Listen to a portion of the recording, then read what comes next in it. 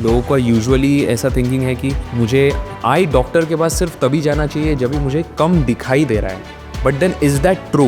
अगर हमको आँखों में ये अगर दिख गया या पेशेंट अपने पास आ गया सडन लॉस ऑफ विजन में और उसमें अपने को ये डायग्नोज हो गया, तो हम ऑलमोस्ट गारंटी के साथ कह सकते हैं कि विदिन 2 years ये स्ट्रोक आने का चांस है। But I can tell you कि about 1000 diseases can be diagnosed by just looking at the eyes.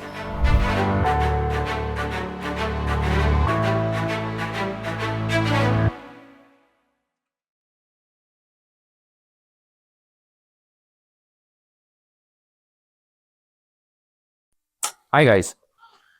So we have created a series of podcasts to raise awareness. Awareness about what? Awareness about brain stroke. And why? That's because globally, brain stroke is the commonest cause of morbidity, and especially so in Southeast Asian countries like India, where the stroke burden is the highest. And as a matter of fact, it is very concerning also because it is affecting youngsters. And as you guys know, youngsters are the backbone of this country. So we have invited various medical experts, neurologists, neurosurgeons, cardiologists, ophthalmologists, radiologists, to talk about brain stroke and give their vital piece of information, their perspective regarding the same. Now, this whole campaign is being created by a charitable organization called as Purva Medical Trust. And the name of this project is Project Brainline. Now, the main aim of Project Brainline is to create awareness about brain stroke and to create a network of primary stroke care centers throughout the country so that they can respond to stroke and they can treat stroke in the best possible way in the fastest time. And also, from this whole campaign, you will get the vital information necessary to prevent stroke in the first place. And that's why I hope you guys find these series of podcasts valuable, practical, and useful in your daily life. And I hope you guys give us your valuable support. Thank you. So, guys, आज हमारे साथ इस city के one of the top ऑप्थेल्मोलॉजिस्ट्स हैं doctor Harshvardhan Ghorpade. He is a director of DOVS I institute which is in Fortis hospital Vashi. And today हमको ये जानना है कि how is I related to stroke and क्या हम ऐसे आई में टेस्ट कर सकते हैं जिससे हमको पता चल सकता है कि स्ट्रोक होगा या नहीं होगा, या कैसे आई एग्जामिनेशन करके हमें बाकी के जो हमारे बॉडी में डिजीज़ेस हो रहे हैं वो आई को अफेक्ट कर रहे हैं या नहीं कर रहे, ये पता चलेगा. So we welcome you on the podcast sir. First of I would start by asking कि सर, जैसे लोगों को डायबिटीज़ होता है या हाइपरटेंशन होता है, तो ये सब तो लाइफस्टाइल डिजीज़ेज़ है एंड लोगों को आई की तरफ उनका ध्यान बहुत कम जाता है. कि लोगों का यूजुअली ऐसा थिंकिंग है कि मुझे आई डॉक्टर के पास सिर्फ तभी जाना चाहिए जब भी मुझे कम दिखाई दे रहा है. But then is that true?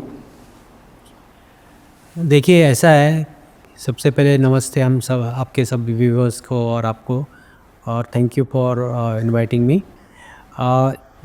जैसे आपने पूछा कि आइज़ में हम क्या देख सकते हैं. देखिए, आइज़ ऐसी एक ऑर्गन है जिसमें अपने को जो ब्लड वेसल्स होती है, जो खून की नसें होती है, वो बिल्कुल क्लियरली दिख सकती है. ना कि सिर्फ आँख के सामने बट पीछे के पर्दे के ऊपर. सो पर्दा जिसको हम रेटिना बोलते हैं, उसमें जो ब्लड वेसल्स का स्ट्रक्चर है वो करीबन सिमिलर है ऑल ओवर बॉडी में. और वहाँ पे अगर आपको कोई चेंजेस दिख गई तो हम प्रेडिक्ट कर सकते हैं, एक्सपेक्ट कर सकते हैं कि सिमिलर चेंजेस बॉडी के अदर ऑर्गन्स में भी हो रही होगी. सो ये एक बहुत इम्पॉर्टेंट डायग्नोस्टिक हमारे लिए एक क्लू मिल जाता है कि इस तरह से अगर चेंजेस दिख गई रेटिना में या फिर blood vessels of the conjunctiva या आइरिस में, जो आँख के अलग अलग पार्ट्स है, जो डायरेक्टली हम एग्जामिन कर सकते हैं, तो हमें डेफिनेटली बहुत अच्छे क्लूज़ मिलते हैं, और हम उस तरह से अगर प्रिवेंशन की तरफ बढ़ सकते हैं तो we can also prevent certain diseases from actually getting established. Right sir, so I want to ask कि बहुत सारे डिफरेंट टाइप्स के एग्जामिनेशंस होते हैं आई के, सो स्ट्रोक से रिलेटेड सबसे इम्पॉर्टेंट एग्जामिनेशन कौन सा है? सो स्ट्रोक कैसे होता है? स्ट्रोक होता है कि जब ब्लड वेसल्स जो ब्रेन की तरफ जाती है उसमें कोई क्लॉट आ जाता है, ब्लॉक हो जाता है, या फिर ब्लीडिंग हो जाता है, जिससे हम हेमरेजिक स्ट्रोक कहते हैं, और जो ब्लॉक वाला है उसको हम थ्रोम्बोएम्बोलिक स्ट्रोक कहते हैं। तो इस तरह के स्ट्रोक कब होते हैं? जब हमारी ब्लड वेसल्स में चेंजेस होना स्टार्ट होता है, जिसे हाइपरटेंसिव चेंजेस बोलते हैं, जिसमें एक आर्टरी जो होती है वो वेन के ऊपर कंप्रेशन करती है, उसको एवी क्रॉसिंग चेंजेस बोलते हैं। इस तरह के चेंजेस से क्या होता है कि ब्लड का फ्लो स्लो हो जाता है और वहाँ पे ब्लॉकेजेस स्टार्ट हो सकते हैं, जिससे ब्रांच रेटिनल और central retinal vein occlusion, so when जो होती है आँखों की, उसमें ऑक्लूजन आ जाता है। सो सिमिलरली अगर आप ये एक्स्ट्रापोलेट करेंगे ब्रेन की तरफ, तो इसी तरह से अगर वहाँ की ब्लड वेसल्स में स्लो ब्लड सप्लाई हो गया तो वहाँ पे भी ब्लॉकेजेस आएंगी, और वहाँ के ब्लड सप्लाई अफेक्ट होने से स्मॉल एरियाज ऑफ इन्फाक्शन, जिसको हम बोलते हैं lack of blood supply to the brain areas, वो आ सकते हैं। सेकेंड क्लू होता है सेंट्रल रेटिनल और ब्रांच रेटिनल आर्टरी ऑक्लूजन। पहला था वेन, अभी ये आर्टरी। आर्टरीज़ में ब्लॉक कहाँ से आएंगे? जो हार्ट और ये कैरोटिड जो ब्लड वेसल्स यहाँ नेक से अपनी आँख की तरफ जाती है, उसमें अगर कोई एम्बोलस आ गया, जैसे कोलेस्ट्रॉल है या फिर प्लेटलेट क्लॉट्स है, वो वहाँ से डिसलॉज होके आँख की तरफ चला गया और आँख की ब्लड वेसल को ब्लॉक कर दिया, तो उसको बोलते हैं आर्टरी ऑक्लूजन। उसमें सडन लॉस ऑफ विजन हो जाता है। तो इस तरह से same thing if it happens in the brain और for that matter anywhere else in the heart, तो वहाँ को हम बोलते हैं हार्ट अटैक या ब्रेन अटैक। सिमिलरली इसको आँखों का retina attack. So it is a type of stroke. So अगर हमको आँखों में ये अगर दिख गया या पेशेंट अपने पास आ गया सडन लॉस ऑफ विजन में और उसमें अपने को ये डायग्नोज हो गया, तो हम ऑलमोस्ट गारंटी के साथ कह सकते हैं कि विदिन 2 years ये स्ट्रोक आने का चांस है। ओके, हाँ, because that is what I was going to ask you कि हम यूजुअली रेटाइना चेक करते हैं, is that right? So retina examination is the most important as far as it is related to stroke. तो हम जब retina check करते हैं तो मेरा आपसे वही क्वेश्चन था कि अगर हमको कुछ ब्लॉक दिख गया या कोई प्रॉब्लम दिख गया किसी ब्लड वेसल में, रेटाइना में, तो वहाँ से लेके स्ट्रोक तक उस पेशेंट के पास कितना टाइम है? Correct. So you said it is somewhere around 2 years? Yes, 2 years is a approximation. Okay. जल्दी भी आ सकता है, थोड़ा लेट भी आ सकता है। एवरेज हम देखें कि ये जो ब्लॉक्स है, जो ब्लड वेसल्स आँखों की होती है वो थोड़ी स्मॉल साइज़ होती है, मीडियम और स्मॉल साइज़, और ब्रेन में जो जा रही है वो थोड़ी लार्ज साइज़ होती है। तो स्मॉल साइज़ जैसे ब्लॉक इजीली हो जाते हैं, लार्ज साइज़ वाला ब्लॉक होने को थोड़ा टाइम लग सकता है। इसके लिए हम 2 साल बोलते हैं, बट ज़रूरी नहीं कि 2 साल लगेगा। Maybe within next few days also second stroke आ गया और वो clot instead of going to the eyes वो ब्रेन में चला गया, तो हो गया स्ट्रोक उसको, पेशेंट को। ओके, हाँ, क्योंकि eye examination as a part of routine examination, अभी रूटीनली पेशेंट्स शुगर तो चेक करेंगे, करेक्ट, ब्लड प्रेशर भी चेक करेंगे, बट सोचेंगे यार आई एग्जामिनेशन के लिए क्यों इतना मेहनत करना, क्यों जाना चाहिए। बट देन आई थिंक अगर किसी को बाकी डिजीज़ेस है जैसे हाइपरटेंशन या डायबिटीज़, तो आई थिंक साल में एक बार तो चेक करना ही चाहिए eye. Correct. Is that right? देखिए, eyes are the windows of the body और विंडोज़ ऑफ द सोल, ऐसा बोला है, इंग्लिश प्रोवर्ब है। और similarly eyes are the windows to the world, मतलब बाहर का भी दिखता है और आँख के अंदर झाँक के अंदर का भी दिख सकता है। तो इस तरह से एक यूनिक ऑर्गन है आई, और सबसे कम उसके ऊपर इम्पोर्टेंस दिया जाता है, क्योंकि जब तक कोई दिखने का, जैसे आपने बराबर कहा कि कोई दिखने का प्रॉब्लम नहीं आया है, चश्मे का प्रॉब्लम नहीं है, तो लोग जाते भी नहीं हैं।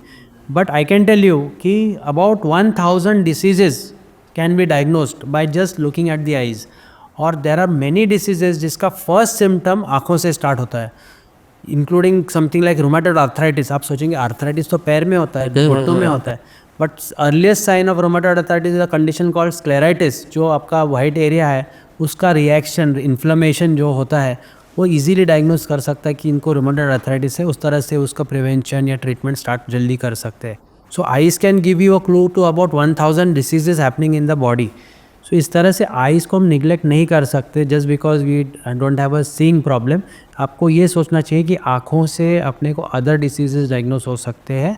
और मेरा कहना है कि एवरी हेल्थ चेकअप जो होता है, हम साल में सब लोग एक आध बार हेल्थ चेकअप करा लेते थे, उससे ब्लड कलेक्शन करके छोड़ देते.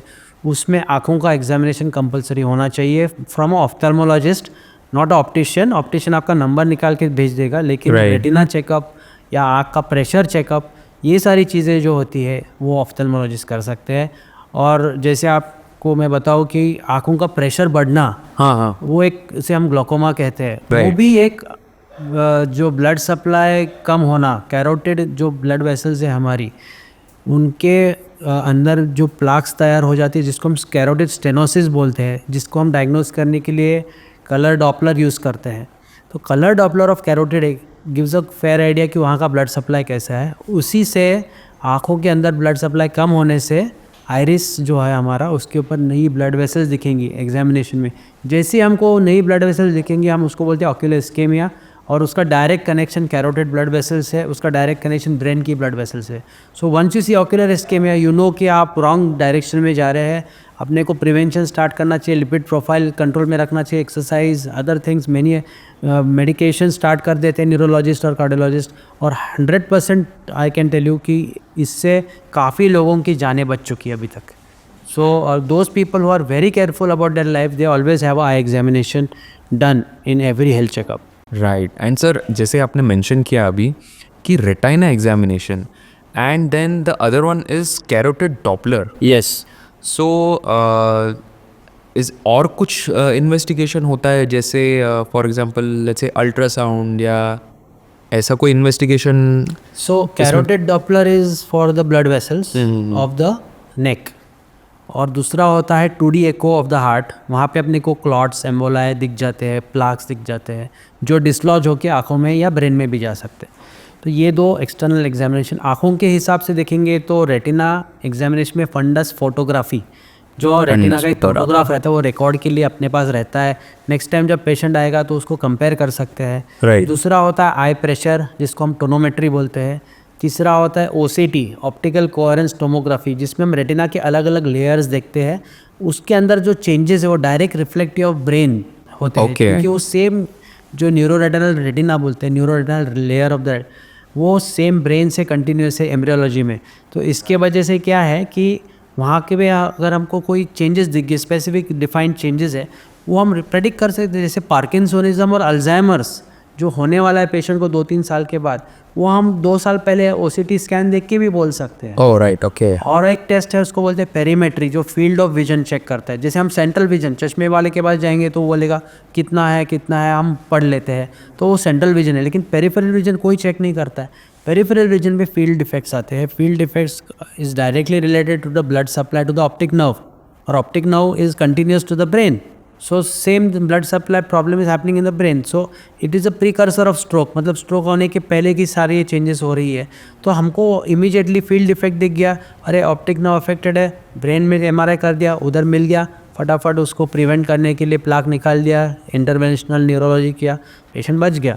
सो ये बहुत सारी एग्जांपल्स ऐसी है कि हम अलग अलग इक्विपमेंट्स यूज़ करके ऑफ्थल्मोलॉजी में अदर डिसीजेस प्रेडिक्ट कर सकते हैं, specially brain related. Right. So sir, अभी आपने इतने सारे टेस्ट्स बताए.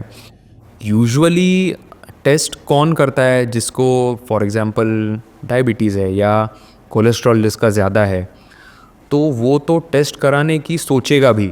Correct. कि ओके ठीक है, मुझे शायद मेरे फिजिशियन ने कहा है कि एक बार आई टेस्ट करा लो क्योंकि आपका कोलेस्ट्रॉल बढ़ा हुआ है, आपको डायबिटीज़ है, तो आई चेकअप एक बार करना चाहिए. करेक्ट. बट क्या कभी ऐसा होता है कि डायबिटीज़ भी नहीं है, हाई ब्लड प्रेशर भी नहीं है, मे बी जो इंडिविजुअल है वो ओबीस है एंड उसने कभी अपना ब्लड चेक कराया नहीं, बट देन जस्ट ऐसे ही रेगुलर आई चेकअप करने के लिए अगर वो पर्सन गया, तो क्या उसमें कुछ फाइंडिंग्स मिल सकते हैं ऐसे? डेफिनेटली. जैसे अभी किसी को ब्लड प्रेशर भी नहीं है, डायबिटीज़ भी नहीं है, और बहुत सारी कंपनीज अभी कॉरपोरेट वर्ल्ड में तो कंपलसरी आई चेकअप होता ही है। जैसे हमारे हॉस्पिटल के साथ जो टाइप्स है, everybody comes for a regular health checkup, उसमें आई चेकअप कंपलसरी है। बट उनका जो एम है वो विजन के हिसाब से होता है कि पेशेंट का विजन अच्छा है तो हमारी कंपनी का काम अच्छा हो जाएगा। लेकिन हम उसमें एडिशनली रेटिना चेकअप कंपलसरी करते हैं, आई प्रेशर चेकअप करते हैं। उसमें कुछ भी डेफिशिएंसी दिख गई तो आगे की टेस्ट, पेरीमेट्री, ओसीटी और बहुत सारे टेस्ट है, तो वो सब कर सकते हैं। सो आपने जैसे बोला कि कहा था ओबीस पेशेंट है, तो उसमें क्या है, कोलेस्ट्रॉल बढ़ गया है। कोलेस्ट्रॉल बढ़ गया तो कोलेस्ट्रॉल क्रिस्टल्स तैयार होते हैं, वो आँखों के रेटिना में डिपॉजिट हो जाते हैं। They come out the blood vessel से बाहर आके अपने को दिखेगा कि वहाँ पे क्रिस्टल्स दिख रहे हैं। सेकंड होगा आई के आईलिड्स के ऊपर जो प्लाक्स होते हैं कोलेस्ट्रॉल, वो भी आपको दिखेंगे। थर्ड होता है कंजंक्टिवा में भी कोलेस्ट्रॉल डिपॉजिट्स होते हैं। चौथा चीज़ है कि वहाँ पे जो ब्लड वेसल्स है उसमें जो आर्टरीज होती है वो थिन हो जाती है, नैरो हो जाती है, और वो नैरो और हार्ड हो जाती है, जिसको हम कॉपर वायरिंग बोलते हैं या सिल्वर वायरिंग बोलते हैं। अगर वो दिख गया तो वी नो कि this patient is going towards hypertension and we can predict कि इसको अभी हाइपरटेंशन हो सकता है, तो he has to start taking precautions from right now. Maybe after 2 years he may have, 1 year he may have, so let's advise him that way। तो retina and ये सारे चेकअप हम करते हैं। इसके वजह से eye checkup is not only about glass power and this thing, it is about many other things. And this awareness create करने के लिए जो अपने पॉडकास्ट किए बहुत अच्छा है, क्योंकि लोगों को पता होना चाहिए कि eye checkup is not only spectacled checkup, it is much more than what you think. Exactly. And sir, जैसे अभी हम लोग जैसे अभी हमने ब्रेन स्ट्रोक वाले पॉडकास्ट में ये डिस्कस किया कि once the damage happens to the brain तो it is irreversible, brain lives only once. But eye के साथ क्या स्टेटस है? अगर फॉर एग्जांपल जैसे आपने कहा कि वो आर्टरी थिन हो गई है या उसमें कुछ डिपॉजिट हो गया है, तो can that be reversed in the eyes? In the eyes? So देखिए, ऐसा है कि reversal is a very slow phenomenon, क्योंकि एक बार डिपॉजिट हो गया, कैल्सीफाई हो गया, तो changes start getting permanent. But definitely जो इन्फ्लेमेटरी चेंजेस है, जैसे वैस्कुलाइटिस है या फिर इवन अर्ली चेंजेस है, दे आर इजीली रिवर्सिबल। मतलब if you control the cholesterol, if you start changing your lifestyle changes आगे आपके लाइफ में as advise by your physician, then you will definitely see कि certain changes have reversed. जैसे वहाँ की blood vessels का flow बढ़ गया है, वहाँ पे हम एंजियोग्राफी भी करते हैं आँखों की, तो आँखों की एंजियोग्राफी में हमको पता चल जाता है कि वहाँ की ब्लड वेसल्स या सराउंडिंग रेटिना इस्केमिक है क्या, मतलब ब्लड सप्लाई कम है क्या। जहाँ पे ब्लड सप्लाई कम है वहाँ पे परकोलेशन या वो जो डाई हम डालते हैं एंजियोग्राफी में, वो वहाँ तक पहुँचता नहीं है। तो if you see this changes after few days, after 1 year of doing all this therapies, then you will definitely see a change in the overall status of the eyes. Plus अपने को देखेंगे कि आँखों के अंदर कोई फील्ड इफेक्ट्स आए हैं वो रिवर्स हो जाते हैं। आँखों का आई प्रेशर अगर बढ़ा है तो वो रिवर्स हो जाता है। So these are the various things that can happen, but everything happens in the early stages. अगर आप लेट आएंगे 2-3 साल 4 साल के बाद, और जब स्टार्ट हो गया, किसी ने आपको एडवाइस भी किया, आपने निगलेक्ट कर दिया, then it is very difficult and it can become slow also and it may not happen also. Right. Then you may need therapies like surgeries, eye drops, laser, बहुत सारे ट्रीटमेंट्स है। We can treat it but reversal may not be possible. After treatment you will definitely can stop the progress. So आगे का progress रुक जाता है and patient can survive, I mean the vision can survive his life. तो Y जितना life है उतना उसका विजन अच्छा रहेगा। ओके, या बिकॉज कैसा होता है कि यूजुअली जब पेशेंट डॉक्टर के पास आते हैं एंड से फॉर एग्जांपल आपने उनका आई चेकअप किया and then now you are suddenly telling the patient कि आपको स्ट्रोक हो सकता है, तो पहले तो पेशेंट थोड़ा सा शॉक में होगा कि ऐसा कैसे, मैं तो रेगुलर आई चेकअप करने आया हूँ एंड अब मुझे ये इन्फॉर्मेशन मिल रहा है।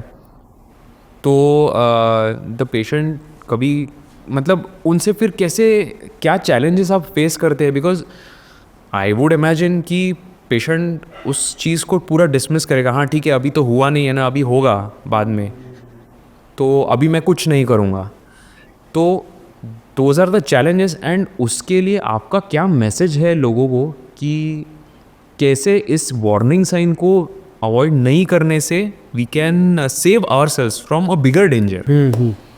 सो हम तो ऐसे कभी डायरेक्टली कभी बोलते नहीं है पेशेंट को आपको स्ट्रोक होने वाला है, यू आर नॉट गॉड्स कि हम प्रेडिक्ट करेंगे, but we can tell them there is a chance you could have some event related to a blood supply problem to your major organs like the brain and the heart.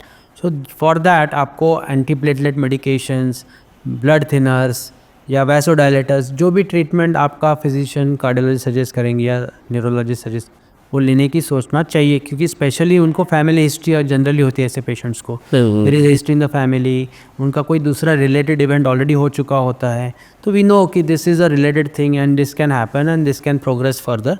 तो we definitely warn the patient, we don't make them scared but we warn them. And आजकल लोग काफ़ी knowledgeable हो चुके हैं, they Google immediately, they learn more, they ask more, WhatsApp पे they contact us and ask question. So they definitely are worried. जो sensible लोग हैं वो definitely they are worried, and specially the white collar people ही ऐसे होते हैं जिनको ये सब सारी चीज़ें होती, तो they are all basically educated people, so they will follow your advice, उसमें कोई ऐसा प्रॉब्लम नहीं आता है. But yes, as you said कि उनको अच्छी तरह से समझाना चाहिए, कन्विंस करना चाहिए, और the best way to convince is to show them the changes on the reports. तो जो हम प्रिंट आउट लेते हैं तो वी एक्सप्लेन टू देम कि देखो ये नॉर्मल होता है, ये आपका ऐसा है, तो अभी ये ऐसा है, तो आगे चल के वैसा भी हो सकता है, और आगे चल के दूसरे ऑर्गन्स भी इन्वॉल्व हो सकते हैं. So then you have to be careful from now on and you take advice of your physician. So that is the way we try and address this problem. Right. So like we discuss, जैसे आपने बताया कि आई में a lot of times बहुत पहले वो changes हम लोग डिटेक्ट कर सकते हैं. Correct. सो वुड यू से कि eye examination almost for everybody, सबको साल में एक बार तो आई एग्जामिनेशन कराना चाहिए? Okay, so normally what we say is कि first 40 years में, जैसे हम 40 तक है, तो 2 साल में एक बार या 3 साल में भी मैं कहूँगा कि एक एग्जामिनेशन होना चाहिए, अनलेस आपके घर में किसी को ऑलरेडी फैमिली हिस्ट्री है कि ऐसे ग्लोकोमा है फॉर एग्जांपल. Okay. तो he has to come maybe every year just to rule out, but वो भी हम 40 के बाद बोलते हैं. एवरी ईयर का जो सिनारियो है, initially first 40 years you can say every 3 years you can do eye checkup. As far as normal patients are, normal people are concerned who don't have any history or who don't have any symptoms or family history. But for people who are having family history, who are doing a very stressful job, specially जो corporate world में है, जिसमें timelines होती है, ये targets होते हैं, they are extremely stressed, and you will see young people with hypertension at age of 30-25 coming to us. So those people you need to have a checkup every year. That is a must. For other people after 40 you can do it every 2 years up to the age of say 60, and after 60 you can do it every year. Every year, So okay. 40 तक 3 साल में एक बार, 60 तक 2 साल में एक बार, और 60 के बाद एवरी ईयर. ये आपका है नॉर्मल पॉपुलेशन के लिए. और हिस्ट्री वाले पॉपुलेशन या स्ट्रॉन्ग सिम्टम्स वाले या फिर कोई सराउंडिंग एनवायरमेंटल सिचुएशन, ऐसा आजकल आप देखेंगे बहुत सारे patients, they come with dry eyes, they come with red eyes, watering eyes, strain, blurring, headache. तो वो कंप्यूटर और उसका तो रिलेशन है ही, तो उसी में वो स्ट्रेस भी बढ़ जाता है. उसी में हम जैसे ही वो पेशेंट आते हैं we always check the retina, we check the pressure, तो वो उसमें इंक्लूड हो ही जाता है. बट अदरवाइज अदर पीपल इतना they should not be worried so much, but they should take due precautions, and जैसे मैंने टाइमलाइन दी उसके हिसाब से एग्जामिनेशन होना चाहिए. राइट. ओके. सो सर, इतना कुछ हम लोग ने आई के बारे में जाना. Is there an interesting case that you would like to share कि आपने कैसे आई एग्जामिनेशन की वजह से कोई एक बड़ा स्ट्रोक जैसा इवेंट प्रिवेंट किया, and then what is the message that you would like to give to our audience with that? So ऐसे तो बहुत सारे हैं, बट जैसे अब रिसेंटली केस था जिसमें एक young मतलब patient was not very young, patient was around 60, but he was very fit, extremely agile, he used to play cricket and everything was perfect. I mean his blood cholesterol was good, and we never thought कि ऐसे patient को कुछ हो सकता है. We always feel कि example हम देते थे कि ऐसे होना चाहिए फिटनेस. तो हमने उनका आई एग्जामिनेशन किया और आई प्रेशर चेक किया, रेगुलर चेकअप के लिए आए थे, चश्मा उनको नहीं चाहिए था, तो थोड़ा लेज़र वेज़र का भी सोच रहे थे, या कैटरेक्ट सर्जरी के लिए he was considering to put a multifocal lens and all. तो ऐसे कंडीशन में जब हमने देखा कि उनके आइरिस में ब्लड वेसल्स थोड़ी सी ग्रो हो रही है, और एक तरह से आइरिस का पैटर्न नॉर्मल नहीं है, रेटिना में भी कुछ चेंजेस है ब्लड वेसल्स में, जिसमें थोड़ा सा डाउट आ रहा था, और जो प्यूपिल रिएक्शन है वो इतना थोड़ा सा स्लगिश हो रहा था। तो हम सोचे कि इसमें ऐसा, और वो भी एक ही आँख में। So when you have this kind of a scenario कि एक आँख में हो रहा है, दूसरे में नहीं हो रहा है, तो इसका मतलब किधर ना किधर ब्लड सप्लाई वो साइड का अफेक्टेड है। तो उनका हमने कैरोटिड डॉपलर कराया। जैसे ही कराया, we found 90% stenosis in the blood vessels, which is least expected in a fit person. Then you ask him about his life style, then he will tell you कि बहुत स्ट्रेस था, I was in corporate world, politics, ये वो। तो ये सारी चीज़ें जो पेशेंट को अफेक्ट करती है, that causes a narrowing of the blood vessels, जो सिंपल एक आई एग्जामिनेशन में पता चला कि otherwise he would have never gone to even a cardiologist और अ न्यूरोलॉजिस्ट। एंड जैसे ही वो गए, and 90% and the neurologist, international neurologist said कि बॉस अभी इसके आगे अगर आप थोड़ा लेट कर देते तो आई एम श्योर कि you would have landed in a major stroke, and then अपना जो क्रिकेट क्या कुछ भी नहीं कर पाते लाइफ लॉन्ग, क्योंकि स्ट्रोक के बाद तो लाइफ बिकम्स एब्सोल्युटली डिसेबल्ड। सो ऐसे पेशेंट ने जब ये हमने किया, उनके बाद उसका ट्रीटमेंट हुआ, he was on antiplatelets now, and I think उनका वो प्लाग भी निकाला गया। तो इसके बाद he became very very careful, and he comes for a regular eye checkup, and he is always thankful to us कि शायद आप मैं आपके पास नहीं आता तो maybe I would have miss this. And तो ये तो मतलब it's a part of the examination, so we did it. हम ऐसा नहीं कह रहे कि हमने कुछ अलग किया, but then these are the things you should pick up as an ophthalmologist, and these are the things you should do as a general person. When you come for a checkup, you should try to find out कि अपना particular age के बाद अगर कुछ specific है, history है, तो eye checkup में पिकअप हो सकता है। और यही मेरा मैसेज रहेगा कि ophthalmic examination, eye examination should be made compulsory in every health checkup, only for the clues that we can get about 1,000+ diseases, systemic diseases of the body, and that is a very big एक तरह से हमारे लिए important, I mean it's a very important clue for all of us to how to pick up these diseases through the eye examination. So thank you.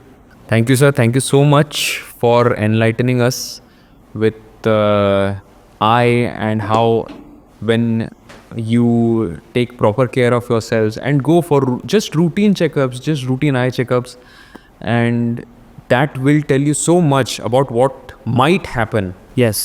So वो awareness एक ज़रूरी है, वो एक information लोगों तक पहुंचना ज़रूरी है, and for that we are really thankful to you. And I hope with this podcast आप सबको भी ये मोटिवेशन मिले कि हाँ बाबा, रेगुलर आई चेकअप करना ज़रूरी है, एंड अपने आप को स्ट्रोक जैसे डेंजरस सिचुएशन से बचाना ज़रूरी है। Alright, so thank you very much. Thank you very much.